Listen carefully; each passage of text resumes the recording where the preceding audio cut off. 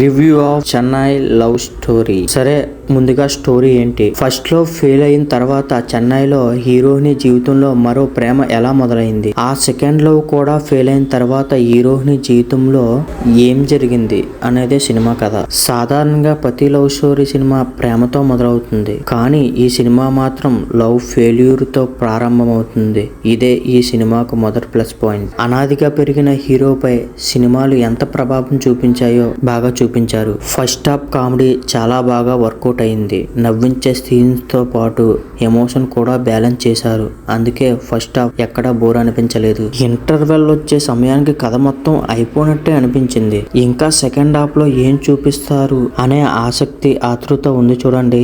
ఆ విషయంలో director success అయ్యారనే చెప్పాలి. సెకండ్ హాఫ్ లో హీరో హత్యకు సంబంధించిన సీన్, ముఖ్యంగా కుక్కతో వచ్చే సీన్ బాగానే అనిపించాయి. ఈ ఎమోషన్ కూడా కొంతవరకు వర్కౌట్ అయింది. ఈ యాక్టింగ్ విషయానికి వస్తే కిరణ్ అబ్బవరం చాలా నేచురల్ గా నటించారు. గౌరీ ప్రియ కూడా చాలా బాగా చేసింది. ఇద్దరు కెమిస్ట్రీ కూడా చాలా బాగుంది. మణి శర్మ అందించిన బ్యాక్గ్రౌండ్ స్కోర్, పాటలు ఈ సినిమాకు పెద్ద ప్లస్. ముఖ్యంగా ఎమోషన్ సీన్స్ ను ఆయన మ్యూజిక్ మరో స్థాయికి తీసుకెళ్లింది. కొన్ని డైలాగ్స్ కూడా చాలా బాగా ఆకట్టుకుంటాయి. ఇప్పుడు మైనస్ పాయింట్స్ విషయానికి వస్తే హీరో దగ్గర తినడానికి కూడా డబ్బులు లేనట్టు చూపిస్తారు, కానీ హీరోయిన్కి మాత్రం మందుబాట్లు కొనవడం ఏంటండి? అలాగే హీరో జ్ఞాపకాలే ఉండకూడదు, మర్చిపోవాలి అని చెప్పిన హీరోయిన్ హీరో ఇచ్చిన చేతి కంకణాన్ని మాత్రం ఎందుకు ఉంచుకుందండి? సెకండ్ హాఫ్ లో కథ కొంచెం నెమ్మదిగా సాగుతుంది. అక్కడక్కడ ల్యాగ్ ఫీల్ కూడా వచ్చింది. ఫస్ట్ హాఫ్ తో పోలిస్తే సెకండ్ హాఫ్ రొటీన్ లవ్ స్టోరీలా అనిపించింది. మూవీ మొత్తం చూశాక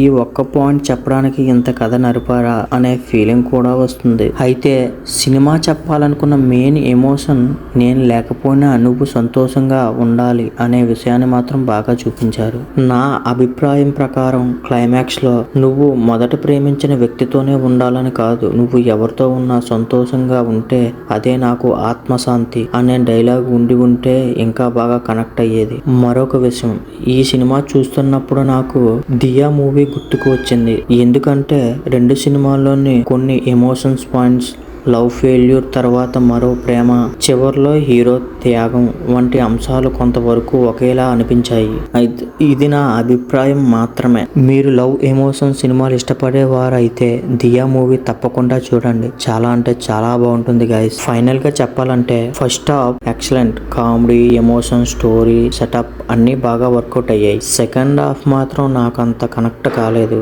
అక్కడక్కడ ల్యాగ్ ఉండటం, రొటీన్ ఫీల్ రావటం వల్ల కొంచెం నిరాశ కల్పించింది. అయినా ఒకసారి చూడదగ్గ లవ్ ఎమోషన్ డ్రామా అనే చెప్పొచ్చు. ఈ మూవీకి నేనిచ్చే rating 2.5/5. Okay guys, bye bye.